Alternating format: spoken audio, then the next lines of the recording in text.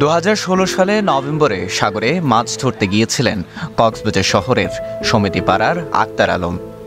পেশায় জেলে না হলেও অর্থকষ্টে পড়ে অন্য জেলেদের সাথে প্রথমবারের মতো সাগরে গিয়েছিলেন তিনি।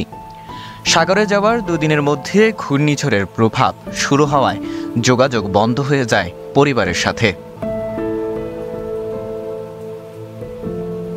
যোগাযোগ বন্ধ হয়ে যাওয়ার পর আক্তার আলমের স্ত্রী দীর্ঘদিন সমুদ্রের বিভিন্ন এলাকায় খুঁজেছেন স্বামীকে। সমুদ্র পাড়ে অপেক্ষা করেছেন দিনের পর দিন, কিন্তু আক্তার আর ফেরেনি। আক্তার সাগরে যাওয়ার সময় তার যে সন্তানের বয়স 1.5 বছর ছিল, সেও এখন 9 পেরিয়েছে, কিন্তু তার বাবা আর ফেরেনি। তবে এখনও তাদের আশা আক্তার বাড়ি ফিরবেন। আক্তার সাগরে নিখোঁজের পর 4 সন্তানকে নিয়ে বেঁচে থাকতে সংগ্রামের শেষ নেই স্ত্রীর। কখনো শুটকি মহলে, কখনো মানুষের বাসাবাড়িতে কাজ করে পরিবারের অন্যের সংস্থান করেন। সংসার চালাতে মাকে সঙ্গ দিতে গিয়ে পড়াশোনার কাছাকাছিও যেতে পারেনি সন্তানেরা। এক ভয়াবহ দুঃসহ জীবন পার করছে আক্তারের পরিবার। আজ বছর আগে বাড়ি মনে হচ্ছে সাগরের নজা তাই সাগরে যাই একদিন আর বিশ্বাস করে না যাই না হইতে যাই না না জানো না লারের মনে করছি বেন ফদর তুড়ি আর সাইতে হাত ফলানার বুড়ের দুই কারক মাঝে আছে পাজা মানুষের তো খবর লই চাইতে হাজার তোয়ানো মাছ গোটাই এর না সাগরের হাসা আছে 2-4 দিন 1 সপ্তাহ বহুত দূরা দুজি বৈদ্য তো চাই তো চাই ইজ্ঞা পর্যন্ত তুই সন্ন্যাসী বৈদ্য না বহুত দূরা দুজি আর হনো ভাই খবর নবে। আক্তার আলমের সাথে সেই সময় নিখোঁজ হয়েছিলেন অন্তত 70 জন জেলে। এদের মধ্যে নিখোঁজ মাহমুদ আলী, নুরুল আজিম ও মোহাম্মদ সেলিমের পরিবারের সাথে কথা বলে সিসিএন।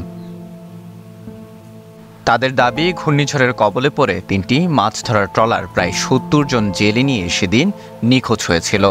নানাভাবে খোঁজাখুঁজির পরও সন্ধান মিলেনি তাদের। সর্বশেষ সাবেক সাংসদ বদির মাধ্যমে মিয়ানমারেও যোগাযোগ করেছিলেন অনেক পরিবার, কিন্তু কারো খোঁজ পাওয়া যায়নি। তবে নিখোঁজ আপনজনদের আশা ছাড়েনি প্রতিটি জেলের পরিবার। স্বজনদের ক্ষোভ, নিখোঁজ জেলেদের খুঁজতে সরকারের সহযোগিতা পায়নি তারা। মানে আমি সাগরতে মাছ ধরতে গেছি, মাছ ধরার পরে ধাক্কা পাইছিল পরে আর এখনো ফিরে আসে নাই।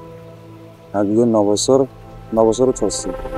তাহলে আজ গেলাম বই আনার পর হয় কি ওই বর্মার গিয়া মাঝে মানুষ আছে বলে হর তাহলে আরা হয় কি আরা ওই গিয়া টেন্নাফর বদি আছে বদিরে মানে কি গিয়ে দিলাম তো বদি হয় কি আরা আনি দিতে পারি মানুষ কতগুণ আছে তাহলে আনি দিতে পারলে আরা তো মানে কিনলে একে বহুত করে গিয়া গড়ি চাইলে আড়ে চাইলে গিয়া গড়ি চাইলে যোগাযোগ তোলে না পাইলাম। কিন্তু খুব মা বোন বুঝছিল, কিন্তু ভাই বোন কিছু কিছু অসুস্থ আছে ঠান্ডা তো নারা ক্ষমা চাই যদি বাঁচি থাকিলে বাজে আর খেং করে আর পণ্য বাসিটা খেলে জানে বাসিটা খেলে আর দিবার সামনে চেষ্টা করে না আর পয়েন্ট পাই। সমুদ্রের চোখ রাঙানি দেখলে স্বজন হারানোর যন্ত্রণায় কাতর হয়ে পড়েন নিখোঁজ জেলেদের পরিবার।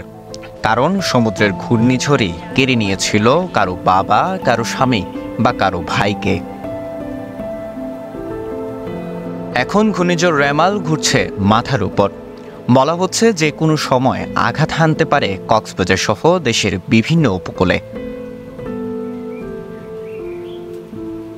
ঘূর্ণিঝড়ের সময় সমুদ্রে না গিয়ে জেলেদের নিরাপদে কূলে অবস্থানের আহ্বান জানিয়ে পার্শ্ববর্তী দেশে স্বজনদের খোঁজ নিতে সরকারের প্রতি আহ্বান জেলে পরিবারগুলোর।